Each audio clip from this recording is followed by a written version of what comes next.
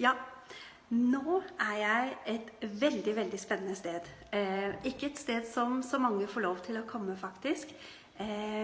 Du får en mulighet til å følge med på noe som behind the scenes.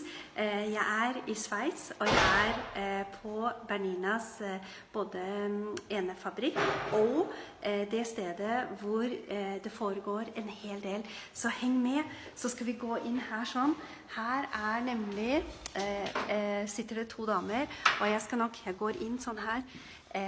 Her sitter Miriam og Doris, og de faktisk med på veldig mange av de videoene som vi ser, blant annet med når de lager tilbehørsvideoer, og du ser alt utstyret her.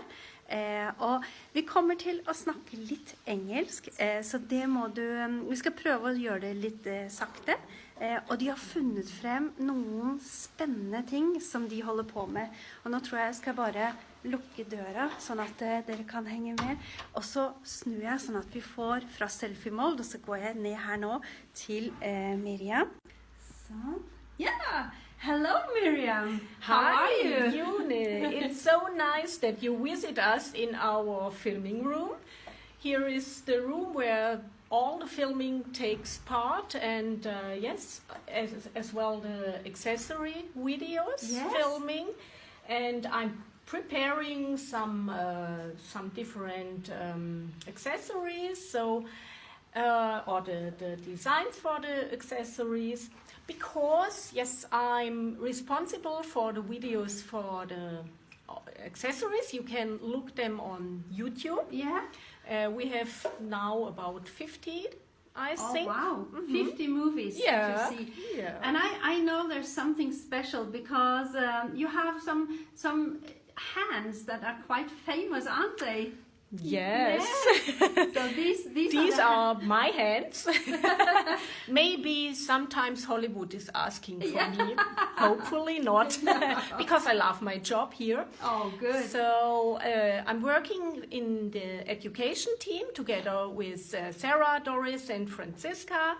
And as I told, I'm responsible for the accessory as well as for the all the Bernina machines, from the lowest model, the 215, up to the 7 series. I'm as well involved in the development, and it's very exciting to work every day with a nice machine, and I like my job very good. Well. And I asked you if you could show some of your favorite accessory. So what would that be, Miriam? Yes, I have prepared here. My favorite accessory is the circular embroidery attachment, because I like circles so much. You can create your own design, and you can create even something new on your fabric. For example, I have created this skirt with different designs, with different stitches. Here you can even make applique. It's so nice. You can use the foot 22, for example, and add some cords and go around the circle.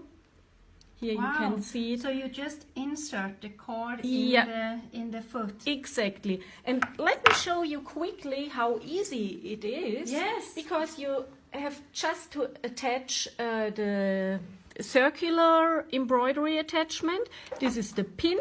You need to put a stabilizer underneath your fabric, and you just pin your fabric here and protect it with the protection here. Then I select a decorative stitch.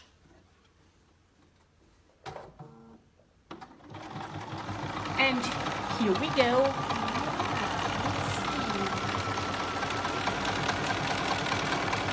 And you go around this center. Yes. And afterwards, when you have finished your design, you can move this pin to another position. And then you can go on with bigger circles. It's so easy and so much fun. And you don't need your hands. Oh. But would you recommend to have the hands on? Yes, sure. Sure. So, Yeah, that's very quick and easy to get a circle. Yeah. Oh, really? Good. You will have fun with it. So you had some other examples also, I think, that they look very, very interesting. Yeah, you can create your table placements as a protection for the table. You can put your glass on it. Oh. I have done one even in leather, and it looks wow. beautiful, I think. Yes, that's really nice. Or if you want to make something for Christmas, Yeah. you can do it in special colors. And here you have a little bit of gold thread. Yes. Yes. You can also Really? use that. Festive. That's There really are- beautiful. Nearly no limits for it. Yeah. Oh, thank you, Miriam. That was really a good, quick demo and a good tip to get both your clothes a little bit more exciting and also maybe to protect and embellish your house. Yeah, sure. Thank you. Thank you. Yeah. Okay, and now we're moving over to Doris. And hello, Doris. How are you? Hello, everybody. Yeah. Fine, thank you. So, you are showing us a little bit different. I am. I'm actually coming from the garment industry. I'm a dressmaker. Yeah. And as from my youth, I'm addicted to sewing dresses and clothes. And since I know the overlockers and cover stitch machines since the 90s, I'm addicted to knitwear. So I do most of my garments myself, not all of them, but most of them. And I'm really addicted to overlock stitches and cover stitches. Oh, wow. And I think my obsession has been a bit out of limits. So I started even to create with different threads and copying the stitch. I do 2 narrow cover stitches so I can make additional effects. So even with my everyday wear, I can have accents to it by just adding stitches. First I found, well, of course I like the speed. I like the speed the overlock machine and the cover stitch machine does. But then I also like the possibilities, like I can, if you think, I learned to thread my machine by using 4 different colors of thread. And then I thought, what can I do? This is a waste. But actually I can do stitches and I can utilize my 4 different color threads. And that's how it all started, when I had to show somebody how you can thread your machine and how you can go further with just the standard threads you have. That's really, because sometimes we think that having all these 4 different threads on the machine is not so beautiful, Yes. but it is really beautiful. Wow. I can make it match my things. Oh, that's really good. Yes. And then of course I love the L460 I'm working with currently. I still love my L220, but I have gone to use the Bernina 42 more and the 44. So at home I use my older machines, and at the office I use my newer machines. Oh.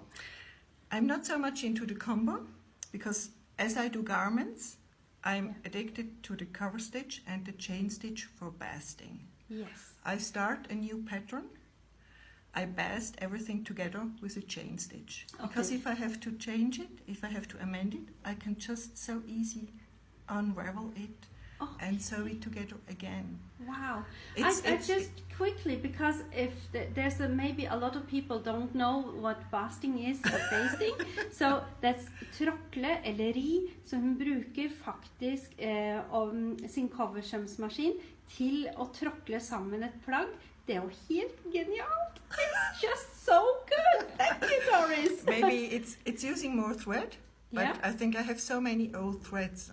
I mean, when you are sewing for a couple of years, you have threads, the fashion changes, the colors change, so I can use older threads, which I can easily undo. Like, for example, this is one of my newer pattern. I'm copying now several times with different fabrics.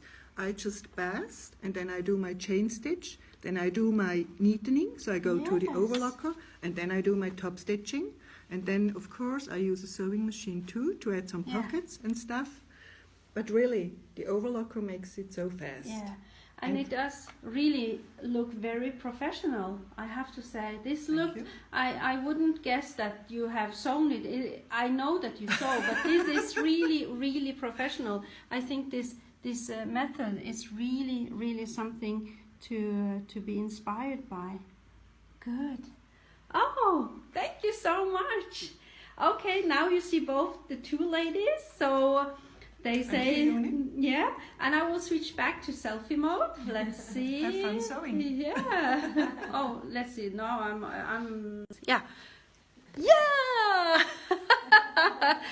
Var ikke det gøy? Var ikke det gøy å få lov til å titte inn her og se hvordan de tenker og jobber? Det synes i hvert fall jeg.